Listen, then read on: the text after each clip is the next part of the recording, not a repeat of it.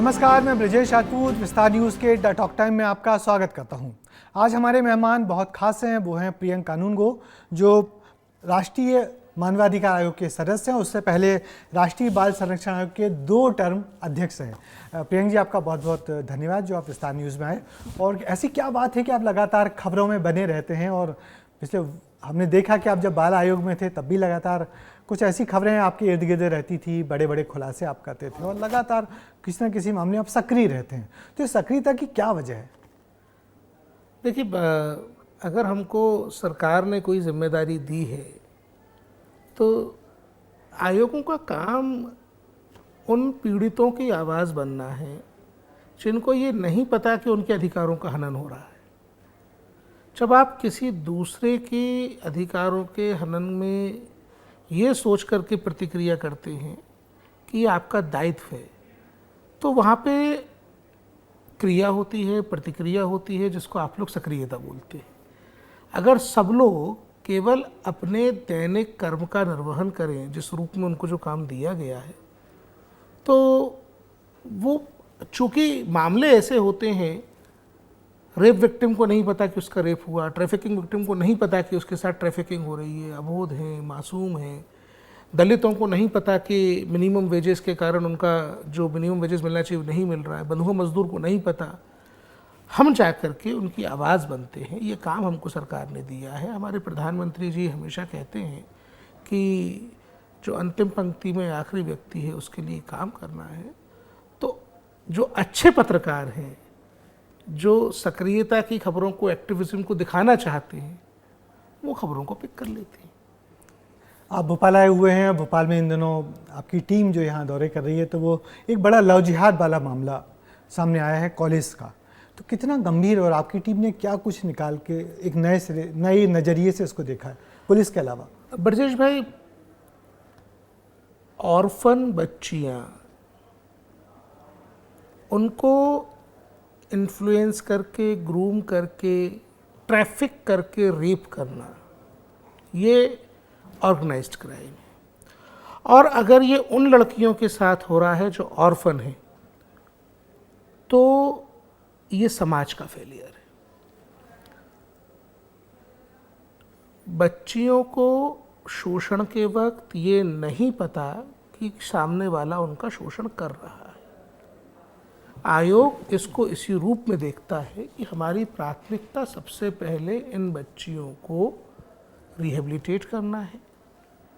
मुझे ये कहते हुए बड़ा खेद और बड़ी तकलीफ़ है कि आज दिनांक तक बच्चियों को मुआवजा नहीं मिला। हो सकता है जब आप इसको टेलीकास्ट करें तब तक किसी अफसर का दिल पिघले और मुआवजा मिल जाए। लेकिन अब आप सोचिए ज़रा, ऑर्फन बच्चे, बेसहारा बच्चे, उनका रेप हुआ, उनकी वीडियो बनाई, उनको ब्लैकमेल किया, उनसे उनका धर्म छोड़ने के लिए कहा गया, वो अपनी हिम्मत से लड़ी। मैं अगर अपने आप को उन बच्चियों की जगह रख के देखूं तो मुझे लगता है मैं तो टूट जाता। उन लड़कियों की हिम्मत के पीछे पूरे समाज को खड़ा होना चाहिए। उन लड़कियों की हिम्मत के पीछे उनको मदद पहुंचानी चाहिए। आप सोचिए ज़रा, मैं तो आपके चैनल के माध्यम से ये बात बड़े खुल के कहूँगा, बाग सेवनिया थाने से न्यू मार्केट के थाने आना, घटना स्थल जाना, हमारे आयोग की टीम से मिलने लाल घाटी जाना, ऑटो करना पड़ता है भोपाल में।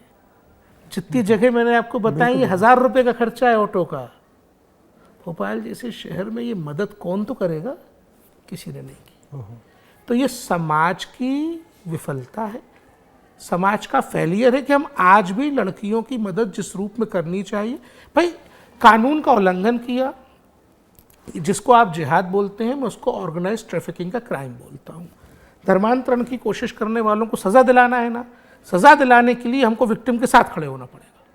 विक्टिम को कोर्ट जाना है, मिनट मिनट पे हर चीज़ में पैसों की ज़रूरत है। उनका घर कैसे चलेगा? उनको रिलोकेट करना पड़ेगा। जहाँ वो रहती हैं वो उन गुंडों बदमाशों का इलाका है। आप क्या कल्पना करते हैं कि आज की सामाजिक परिस्थितियों में वो लड़कियाँ उन इस्लामिक जिहादी गुंडों से मुकाबला करके कोर्ट जा पाएंगी? उनको रिलोकेट करना पड़ेगा, कहीं और बसाना पड़ेगा, पूरे परिवार को सहारा देना पड़ेगा। इस दिशा में सॉरी टू से अभी कोई ठोस काम नहीं हुआ है। मैं इसको लेकर के बड़ा गंभीर हूँ। पुलिस जांच का भी आपने देखा है, तो पुलिस जांच में कितनी गंभीरता बरती गई? देखिए, जहां हमने ऑर्गेनाइज्ड क्राइम बोल दिया तो ऑर्गेनाइज्ड क्राइम में इन्वेस्टिगेशन का तरीका बदल जाएगा। आपने केसेस सुने होंगे, आप लोग तो रिपोर्टिंग करते हैं कि घटना में प्रयुक्त वाहन को जब्त किया गया, कहीं चोरी हुई, लूट हुई, डकैती हुई, बच्चियों की अस्मत लूटी गई। घटना में प्रयुक्त वाहन वो मोटरसाइकिल है जिसका उपयोग करके लड़कियों को इन्फ्लुएंस किया गया। आप सोचिए ज़रा, डीजल चुरा के बेचने वाले ड्राइवर का लड़का हर 1 साल में 3 लाख 4 लाख की मोटरसाइकिल बदल रहा है, क्या पीछे से पैसा नहीं आया उसको? जो लोग ये सोच लेते हैं कि उसने अपने रिसोर्सेज से खरीद ली होगी, वो मूर्ख है। और आप शुतुरमुर्ग की तरह अगर रेत में गर्दन को छिपा लेंगे तो सूरज उगने से नहीं रुकेगा, दुर्घटनाएं होने से नहीं रुकेंगी। यहाँ पुलिस जांच की मेजर खामी है कि पुलिस इन्वेस्टिगेशन में ये तथ्य शामिल अभी तक नहीं है कि मोटरसाइकिल्स खरीदने पैसा कहाँ से आया। दूसरी बात, मैं आपको पीछे ले जाता हूँ 4 साल। प्यारे मियाँ कांड आपको याद है? जी जी। प्यारे मियाँ अपराधी था। प्यारे मियाँ लड़कियों का यौन शोषण करने के लिए दूसरों को पेश करता था। प्यारे मियाँ को सजा हो गई, किसी बड़े लोग को हुई नहीं। क्यों? प्रिलिमिनरी इन्वेस्टिगेशन ने, मैंने उस वक्त भी ये बात कही थी, मैं आज फिर ये बात दोहरा रहा हूँ, ये विवेचक की विवेक की बात होती है कि हम ज़्यादा से ज़्यादा एविडेंस कलेक्ट करें, फॉरेंसिक एविडेंस करें। प्यारे मियाँ केस में आपको याद होगा, उसका जो शादी हाउस था जिसका उपयोग वो लड़कियों के यौन शोषण के लिए करता था, गिराया गया था, बिना एविडेंस कलेक्ट किए गिराया गया था। जी। ठीक उसी प्रकार क्लब 90 के 6 कमरे बिना एविडेंस कलेक्ट किए गिरा दिए गए। अगर फॉरेंसिक एविडेंस है तो इन्वेस्टिगेशन होकर रिपोर्ट सामने आनी चाहिए। तो ये जो खामियां लगातार नजर आती हैं, तो इस पे आयोग क्या कर सकता है? आयोग के पास ताकत होती है कि डेफिनेटली इस इन्वेस्टिगेशन प्रोसेस में जो फ्लॉज हैं हम उनको पॉइंट आउट करेंगे, हम बोलेंगे सरकार को, खासतौर पे जैसे कंपनसेशन का मामला हम आदेश करेंगे उसमें। लेकिन जो इन्वेस्टिगेशन की गलतियां हैं, जहां सीआरपीसी का वायलेशन हुआ है, अब भारतीय साक्ष्य संहिता एविडेंस एक्ट का वायलेशन हुआ है, हम वो सब बातें पुलिस के अधिकारियों को बताएंगे और जो दोषी पुलिसकर्मी, दोषी विवेचक हैं, उनके खिलाफ कार्रवाई के लिए लिखेंगे। अगर हमको ऐसा लगेगा कि पूरी एजेंसी ही सस्पेक्टेड है तो हम एजेंसी बदलने को लिखेंगे। लेकिन मेरा भी ये मानना है कि भाई किसी भी चीज़ को छुपाइए मत। अब जब बच्चियां सामने आई हैं तो सामने आकर के सारे आरोपियों को पकड़िए। अभी तक 5 लड़कियां आ गई हैं, 5 FIR। आपको क्या लग रहा है कुछ और बच्चियां भी आ सकती हैं और बड़ा शोषित या पीड़ित बच्चियों की संख्या ज़्यादा हो सकती है? लगने की बात नहीं है, यहाँ तो पता होने की बात है जी। और यहाँ ये बात पूरे भोपाल को पता है कि पीड़ित बच्चियाँ इससे ज़्यादा हैं। यहाँ ये बात पूरे भोपाल को पता है कि पीड़ित बच्चियाँ सामने आए, इसके लिए वातावरण बनाने के लिए हमको प्रशासनिक स्तर पे काम करना पड़ेगा। वो जो डांस क्लास चला रहा था एक आदमी, उसके पास जो 30 लड़कियां जा रही थी, उनके तो स्टेटमेंट अभी हुए या नहीं हुए यही नहीं पता।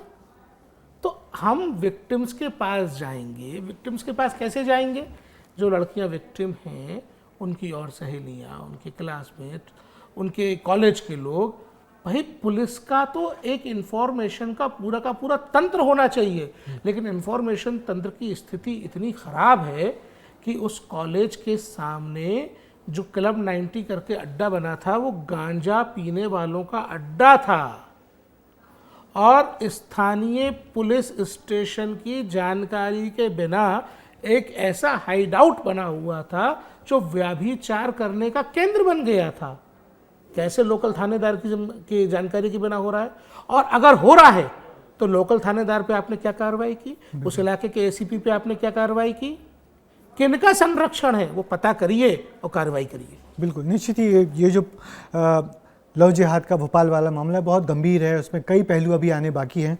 मगर एक आपके साथ एक नाम और एक खुलासा और आपने बड़ा किया था कुछ दिनों पहले, दमोह का जो मिशनरी अस्पताल में जिस तरीके से वो जो डॉक्टर था जो फर्जी डिग्रियां लेकर कई जगह इलाज करता रहता था, वो भी आपके हिस्से में है कि आपने उस मामले को सामने लाए थे। तो वो कहाँ से आपके संज्ञान में आया? देखिए, वहाँ पे एक लोकल एक्टिविस्ट के जानकारी में किसी पीड़ित पक्ष ने ये बताया कि ये एन जॉन कैम के नाम पर जो आदमी इलाज कर रहा है वो अजय लाल का एक पिट्ठू है। अजय लाल वहाँ का एक बड़ा मिशनरी माफिया है। जी जी। कि वो उसका पिट्ठू है और यहाँ पे लोगों की मौत हो रही है। हमारी जानकारी में विषय आया तो हमने नोटिस किया, जब नोटिस पे ठीक कार्रवाई प्रतीत नहीं हुई तब तो फिर टीम भेजी वहाँ पे। जब टीम वहाँ पे गई, उन्होंने इन्वेस्टिगेट किया, तो हमको आज तक की जानकारी में 7 मौतों के बारे में पता है। उसमें भी इन्वेस्टिगेशन में देखिए क्या गड़बड़ी है। जब लोगों की मौत हुई तो सूचना नहीं दी गई, पुलिस को नहीं दी गई, सीएमएचओ को नहीं दी गई, पोस्टमार्टम नहीं कराए गए, और जब पता चल गया प्रशासन को, उसके बाद भी इन्वेस्टिगेशन शुरू नहीं किया गया। उनमें एक विक्टिम तो मुस्लिम थी। अगर मुस्लिम विक्टिम के परिजनों के साथ बात करके मजिस्ट्रेट का ऑर्डर लेते, बॉडी एक्सह्यूम करके पोस्टमार्टम करा सकते थे, वो अवसर जानबूझ के छोड़ा गया। जानबूझ के लीपापोती करने की कोशिश की गई, क्योंकि इसमें कई सारे ऑफिसर्स इन्वॉल्व थे। ये जो फर्जी डॉक्टर था, ये जिस कैथ लैब में इलाज कर रहा था, वो कैथ लैब किसी दूसरे डॉक्टर के नाम पे चलाई जा रही थी। वो दूसरे डॉक्टर ने बाद में आयोग की टीम को ये लिख के दिया है कि मेरा इससे कोई वास्ता नहीं है। तो आयुष्मान भारत योजना जैसी, आयुष्मान योजना जैसी जो इलाज के रिएम्बर्समेंट की स्कीम है, उसमें जब इलाज के पैसे दे रही है, स्टेट गवर्नमेंट ऑथेंटिकेट कर रही है, तब इस तरीके का बड़ा जो घोटाला है वो अधिकारियों की नज़रों के नीचे चल रहा था, ये सामने आया। मैं आपको एक चीज़ और बताता हूँ, जिन लोगों के आयुष्मान में पैसे लिए गए उनसे फीस भी ली गई, अच्छा, और अमेरिका से उनके इलाज के पेटे दान भी इकट्ठा किया गया। तो ये अपराधों की लिंक है, अपराधों की चेन्स हैं, और इसमें अभी भी आप सोचिए ज़रा, हम आपकी विस्तार न्यूज़ की बिल्डिंग में बैठे हैं, तो विस्तार न्यूज़ की बिल्डिंग की ऑनर विस्तार न्यूज़ है। अब अगर यहाँ अपराध होगा तो विस्तार न्यूज़ के ऑनर से ही बात की जाएगी ना। उस मिशन हॉस्पिटल की जो ऑनर सोसाइटी है, उसका नाम आज तक एफआईआर में नहीं है, किसी दूसरी सोसाइटी के नाम एफआईआर कर दी है। और वो जो वहाँ करता रहता है अजय लाल, खुद फरार है। वो उसको तो भगाया है, वो तो अमेरिका में वो बैठा हुआ है। लेकिन आप सोचिए ज़रा, ए नाम की बिल्डिंग, ए व्यक्ति की तो आपको लगता है ऐसे मामले और भी मध्य प्रदेश में कई जगहों पे हैं? हम अपनी रिपोर्ट में जो रिकमेंडेशंस देंगे, अपना जो ऑर्डर देंगे, उसमें ये सारी बातें समाहित करके देंगे। एक और था, आपने जो दमोह का ही मामला सामने लाए थे, वो गंगा जमुना स्कूल का था, जहाँ पे हिंदू बच्चियों को भी हिजाब पहनाया जाता था, इस्लाम की तरफ किया जा रहा था। बिल्कुल बिल्कुल बिल्कुल। तो अब वो स्कूल बंद हो गया। एक आम आदमी के मन में ये सवाल है कि वो बच्चियाँ फिर कहाँ गई होंगी जो वहाँ स्कूलों में पढ़ती होंगी? ये सारे आम आदमियों को मैं बताना चाहूँगा कि एक एक बच्ची को उसकी मर्ज़ी के स्कूल में रीएडमिट कराने का काम मैंने खुद अपनी निगरानी में तभी किया था जी। तो मैंने जब तक स्कूल बंद होने के लिए रिकमेंडेशन की थी, उसके पहले करा दिया था। अभी भी अगर हमको ये जानकारी मिलेगी कि कोई बच्ची आउट ऑफ स्कूल है तो हम डेफिनेटली उसको स्कूल में रीएंगेज करेंगे, लेकिन उस वक्त हमने ये करा दिया था, तो किसी की पढ़ाई नहीं छूटी है। चलिए, अच्छी बात है, क्योंकि बड़ी चिंता हो रही थी कि अच्छा बड़ा स्कूल चलता है, स्कूल यदि बंद हुआ है तो वो देखिए उसे स्कूल मत कहिए, क्योंकि वहाँ तो अगर दीवार पे लिख के बता रहे हैं कि इंसान का जन्म जो है वो मांस के लोथड़े से हुआ है, अब डार्विन की थ्योरी के विपरीत पढ़ा रहे हो, स्कूल थोड़ा ही है। स्कूल में तो पढ़ाई होती है, स्कूल में रेडिकलिज्म नहीं सिखाया जाता, वो अदरसे मदरसे का काम है, वो स्कूल का काम। आप मदरसों को लेके बड़े सक्रिय रहे हैं। जब शुरुआत में भोपाल के आसपास के मदरसों की आपके मार्फत बहुत खबरें हम लोगों के पास आई, हम लोगों की, तो मदरसों का क्या पैटर्न है? आपने बड़ी स्टडी भी की है मदरसों पे, तो ये मदरसों में आखिर होता क्या है? देखिए, मैं आपके सवाल में एक निवेदन करना चाहूँगा। मैं बच्चों को लेकर सक्रिय रहा क्योंकि मैं बच्चों के कमीशन का अध्यक्ष था। बच्चों के अधिकार पहुँचाने के रास्ते में मदरसे सबसे बड़ी बाधा थे, तो उनके विरुद्ध मेरी तीव्र प्रतिक्रिया हमेशा रही और आज भी है। देखिए, मदरसे बच्चों की शिक्षा के केंद्र नहीं है, ये पूरे देश को समझना पड़ेगा। मदरसों के नाम पे जो घपलेबाजी हुई है, उसके लिए इस देश के बड़े बड़े कर्णधार तात्कालिक रूप में जो रहे वो जिम्मेदार रहे हैं। भारत का जो मदरसा एजुकेशन सिस्टम है, जो आज की तारीख में चल रहा है, आप मुझे अगर 3-4 मिनट का समय देंगे तो मैं ब्रीफ कर दूंगा, क्योंकि उसमें भोपाल का हिस्सा है। बच्चों के बड़े शोषण के मामले में भोपाल की जिम्मेदारी है। वो ऐसे है, औरंगजेब सबसे आतताई मुगल शासकों में से एक हुआ। औरंगज़ेब ने अपना सिक्का कायम रखने के लिए एक फतवाए आलमगीरी नाम का एक शरियाई तंत्र बनवाया, जिसमें हाथ काटने की सज़ा, कोड़े मारने की सज़ा और उन सज़ाओं से एग्जम्पशन अशराफ मुसलमानों को। ये मैं आपको बता देता हूँ, ये 9 वॉल्यूम का एक जो फतवाए आलमगीरी था, जो इस्लामिक शासन प्रणाली औरंगज़ेब ने स्थापित की थी, उसमें अपराधों पे सज़ाएं देने का काम आलिमों का, उलेमाओं का था, तालिबों का था।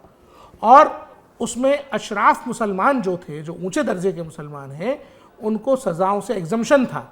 जो गरीब मुसलमान हैं, जो पसमानदा मुसलमान हैं या हिंदू हैं, उनके हाथ काटे जाएंगे, उनके गले काटे जाएंगे, वो कोड़े मारे जाएंगे। तो इस तरीके की जो व्यवस्था की रचना की गई, उस व्यवस्था को चलाए रखने के लिए आलिम, उलेमा और तालिब चाहिए थे। तो वो बनाने के लिए एक मदरसा एजुकेशन सिस्टम बनाया गया, जिसको दरसे निज़ामी कहा गया। खैराबाद में, हौस खास में, लखनऊ में बड़े बड़े मदरसे बनाए गए, जिनके माध्यम से चला। कालांतर में जब ये मदरसे ख़त्म हो गए, जब पानीपत की लड़ाई के बाद, पानीपत की लड़ाई के में भी इन मदरसों को बनाने वाले एक वलीउल्लाह देहलवी ने अहमद शाह अब्दाली को जो है खत लिख के दावत दे के भारत पे आक्रमण करने बुलाया था, जिसमें 1 लाख हिंदुओं का कत्ल किया गया। उसके बावजूद 1771 में जब मराठा साम्राज्य आया और इन मदरसों की फंडिंग ग्रांट बंद हो गई, फिर ये चलता रहा काफ़ी दिन तक। 1866 में ये फिर इकट्ठे होते हैं और मदरसा दारुल उलूम देवबंद की स्थापना करते हैं। मदरसा दारुल उलूम देवबंद जो है, स्थापना के समय से भोपाल नवाब से फंडेड है।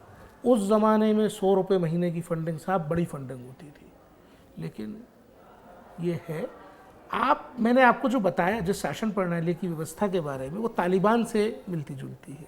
तो मैं आपको यहाँ स्पष्ट करूँगा कि तालिबान का जनक ही दारुल उलूम देवबंद का दरसे निज़ामिया है, तालिबान का जनक ही फतवाए आलमगीरी है। मगर जिस तरीके से बाद में राज्यों में मदरसे बोर्ड बने, क्या इन्होंने कोई तब्दीलियाँ नहीं की उसमें? मदरसा बोर्ड तो एक झूठ का, छलावे का, फर्जीपन का एक दिखावा है। मदरसा बोर्ड 7-8 स्टेट से ज़्यादा कहीं है नहीं। अपन मध्य प्रदेश के मदरसा बोर्ड की बात कर लेते हैं। देखिए, जब ये कहा गया कि भाई बच्चों को मेन स्ट्रीम एजुकेशन में लाना है, तो मदरसा बोर्ड बना दिए गए। जब भारत में शिक्षा का अधिकार कानून है और शिक्षा का अधिकार कानून एक सेक्युलर एक्ट है, तो स्कूलों की स्थापना करना जिम्मेदारी जब कानून बोलता है कि स्टेट गवर्नमेंट की है, तो स्टेट गवर्नमेंट ये पाप कैसे कर सकती है कि स्कूल की स्थापना करने के बजाय मदरसे को फंड करे या मिशनरी स्कूल को चलाए। मैं आपको फिर से बात बोलता हूँ, स्कूल और मदरसा, मिशनरी स्कूल को आप मदरसे से फिलहाल के लिए अलग रखिए। फिलहाल के लिए अलग आप इसलिए रखिए क्योंकि हम उन मदरसों की बात कर रहे हैं जो फंडामेंटल एजुकेशन नहीं देते, और सरकार की फंडिंग केवल स्कूल के लिए होनी चाहिए। Section 6 right to education act में दायित्व है स्टेट गवर्नमेंट का, अप्रोप्रिएट गवर्नमेंट का, कि वो हर 1 किलोमीटर के दायरे में स्कूल की स्थापना करे। मध्य प्रदेश सरकार ने स्थापना की हुई है, उसके बावजूद बच्चों को स्कूल रहने के बजाय मदरसों में भेजना, ग्रांट देना, ये बच्चों के साथ अपराध है, उनके जीवन के अधिकार का उल्लंघन है। इन मदरसों में हिंदू बच्चों को पढ़ाया जा रहा है आज भी। क्या मध्य प्रदेश के मदरसों से सारे हिंदू बच्चे निकाल दिए गए? तो ये सवालात हैं जिनके जवाब देश के बच्चे ढूंढ रहे हैं। इन मदरसों में 18-20 लाख बच्चे हैं देश भर में जो ग्रांटेड है, फंडेड है। आपने सबसे पहले मामला विदिशा को उठाया था, जहाँ पे मदरसों के वहाँ दलित बच्चे थे, दलित बच्चे पढ़ते थे। और तो हिंदू दलित बच्चों को कुरान पढ़ा करके आप क्या करना चाहते हो? कन्वर्ट करना चाहते? कौन सी फौज तैयार करना चाहते? उनके मानव अधिकारों का उल्लंघन करना चाहते? 1950 का क्लियर कट ऑर्डर है, ओएम है, डॉक्टर अंबेडकर के कानून मंत्री रहते बनाया गया कि अगर हिंदू, बुद्धिस्ट या सिख, दलित किसी और धर्म में जाएंगे तो आरक्षण का अधिकार खत्म हो जाएगा। अब ये दलित बेचारे अगर मुसलमान बन जाएंगे या क्रिश्चियन बन जाएंगे तो उनके आरक्षण का अधिकार साफ खत्म हो जाएगा। तो ये तमाम जो विसंगतियाँ आप देख रहे हैं, इतनी सारी, चाहे मदरसे में हो, चाहे और तमाम जगहों पे हो, लव जिहाद वाले पुलिस वाले मामले में हो, तो गलतियाँ तो सरकारों की हो रही हैं लगातार। तो आयोग कैसे इसको सेंसिटाइज कर रहा है? देखिए, हमारा जो काम है वो गलतियों को फाइंड आउट करके चेतावनी देना और उनको सुधारने के लिए निर्देश देना है। तो जो हमारी कानूनी प्रक्रिया है हम उसके तहत आदेश दे रहे हैं और काम हो रहे हैं। मैं ये नहीं कहता कि काम नहीं हो रहे हैं, काम हो रहे हैं, लेकिन बात ये है कि बरसों बरस से एक सिस्टम ऐसा बनाया गया है जिसमें सरकार के अफसरों को ट्रेनिंग एक ही तरफ से दी गई है। अब जैसे मध्य प्रदेश का तो हर्ष मंदर था, तो मंदर जो है वो लवासना का जॉइंट डायरेक्टर था, तो जितने नक्सलवादी सिंपैथाइजर्स हैं उनको लवासना में उसने ट्रेनर बना दिया था। सिस्टम को सुधारना एक सतत प्रक्रिया है, हम सिस्टम को बंद नहीं कर सकते। वी हैव टू इम्प्रोवाइज, धीरे धीरे करके होगा, तो कर रहे। आप 2 टर्म राष्ट्रीय बाल अधिकार संरक्षण आयोग के अध्यक्ष रहे और आपने कई सारे बड़े इनोवेटिव काम किए, खासकर ऑनलाइन पोर्टल बनाना, ये सब करना। तो आपको क्या लगता है बच्चों के काम में अभी और कितना गति आनी बाकी है? देखिए, हमने पोर्टल्स इसलिए बनाए, मैंने 9 पोर्टल बनाए। हमने चिल्ड्रन होम का ऑडिट पहली बार किया भारत में। हमने पॉक्सो के विक्टिम बच्चों की रिहेबिलिटेशन को ट्रैक करने का पोर्टल बनाया। हमने कोविड में अनाथ हुए बच्चों को उनके पूरे राइट्स इंश्योर हो इसको ट्रैक करने का पोर्टल बनाया। तो पोर्टल बनाने का जो उद्देश्य था वो प्रधानमंत्री श्री नरेंद्र मोदी जी की उस बात से प्रेरित था जिसे वो कहते हैं मिनिमम गवर्नमेंट मैक्सिमम गवर्नेंस, और ये डिजिटाइज किए बिना संभव नहीं है। तो हमने डिजिटल टेक्नोलॉजीज़ की मदद ली, सीमित बजट में कई सारे पोर्टल्स बना के बहुत सारे निगरानी तंत्र को स्थापित किया है।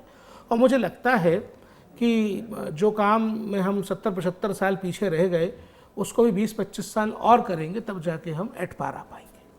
पर उस दरमियान आपने लगातार जितने दौरे किए, करीब मैंने देखा आपने करीब 750 से ज़्यादा लगातार दौरे किए, तो ऐसा लगता है कि आपकी जो दौरे हैं आपको कहीं ना कहीं एक बड़ी राजनीति की तरफ भी ले जाते हैं, तो आप उस तरफ जाने की सोच रहे हैं राजनीति? देखिए, मैं जिस संगठन से आता हूँ उसमें सोचने का काम संगठन का होता है। अच्छा। मैं हमेशा बोलता हूँ कि जब हम लोग काम कर रहे होते हैं तो हमको जो काम दिया है हमको कोई ईमानदारी से करना है। हम कहाँ जाएंगे, कहाँ रहेंगे, तो सब भाग्य में लिखा हुआ है। और मैं ज्योतिष तो हूँ नहीं, मैं भाग्य तो पढ़ नहीं सकता, तो जो भाग्य में लिखा होगा वो होगा। लेकिन जब जो काम मिला है वो काम करना है, ये जीवन का उद्देश्य है। हमारे विदिशा के लोग मानते हैं कि आप विदिशा से आने वाले दिनों में देर सवेर कभी ना कभी चुनाव जरूर लड़ेंगे। देखिए, विदिशा चूँकि मेरा होम टाउन है, मैं सार्वजनिक जीवन में हूँ, लोगों से मिलता जुलता हूँ, सक्रिय हूँ, लोगों की मदद करता हूँ, काम करता हूँ, तो ये उनके भाव हो सकते हैं। लेकिन मैं आपको स्पष्ट बता रहा हूँ कि मेरा जो काम मुझे मेरे संगठन ने दिया है वो काम बड़ा सीमित है। पहले मैं बाल आयोग में काम करता था, मानवाधिकार संरक्षण आयोग में काम करता हूँ। तो जिनके अधिकारों का उल्लंघन हो रहा है उनको फाइंड आउट करना और उन तक पहुँचाना। जो दौरे मैंने किए, मगर सक्रिय राजनीति में रुचि तो आपकी है ही। जो दौरे मैंने किए जिससे आपका प्रश्न राइज हुआ है, हमारे प्रधानमंत्री जी ने ये बताया कि देश में 500 ब्लॉक्स ऐसे हैं जो आकांक्षी ब्लॉक हैं। पूरी सरकार को ये संदेश था कि इन ब्लॉक्स में लोगों के जीवन स्तर को ऊपर लाने के लिए काम किया जाए, उनके अधिकारों को संरक्षित किया जाए। तो हमने लगभग 250 ब्लॉक्स और जिलों में जाके बेंचेस अपनी ऑर्गेनाइज की। तो दौरे तो उसके कारण है।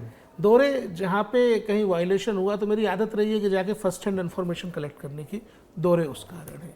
हमारे यहाँ बोला जाता है पैर में चक्कर मुंह में शक्कर, तो दिमाग में ठंडक। दिमाग में ठंडक। तो अगर आप चक्कर लगाते रहोगे दिमाग ठंडा ही बना रहेगा। चलिए, आप एक जगह बैठ जाओगे तो जड़ हो जाओगे। इसलिए घूमते रहिए, काम करते रहिए। और अगर सामने हमारे प्रधानमंत्री जी जैसा व्यक्तित्व है तो आप सोचिए ज़रा, वो 18-19 घंटे काम करते हैं, 20 घंटे काम करते हैं। अगर हम 13-14-15 घंटे काम नहीं करें तो मन ग्लानि से भरा रहेगा। हम उनकी बराबरी कभी नहीं कर सकते, उनमें अपार ऊर्जा है। लेकिन मैं ऐसा मानता हूँ कि वो ऐसे ऊर्जा के पुंज हैं जैसे सूरज अपनी ऊर्जा से चलता है। अगर वो सूरज है तो हम लोग छोटे छोटे फोटोवोल्टिक सेल्स हैं, उनसे मिल रही ऊर्जा को, उनसे मिल रही ऊर्जा से हम अपनी विद्युत परिवर्तित करके काम कर रहे हैं। तो प्रियंक जी, आपका बहुत बहुत शुक्रिया। धन्यवाद। आपकी यूं ही सक्रियता बनी रहे। बच्चों को लेके मानवाधिकार आयोग के सदस्य के रूप में मानवाधिकारों को लेके आपसे बहुत उम्मीदें हैं। देश को मध्य प्रदेश को और बहुत सारे आपके बच्चे और आपके चाहने वालों का। आप यहाँ आए, आपका बहुत बहुत शुक्रिया, धन्यवाद आपका। तो ये थे प्रियंका कानूनगो, राष्ट्रीय मानवाधिकार आयोग के सदस्य और बहुत ही बेहतर और बहुत ही सक्रिय एक सामाजिक कार्यकर्ता। अगली बार फिर किसी और ऐसी शख्सियत से आपकी मुलाकात करवाई जाएगी। तब तक के लिए मुझे दीजिए आज्ञा। नमस्कार।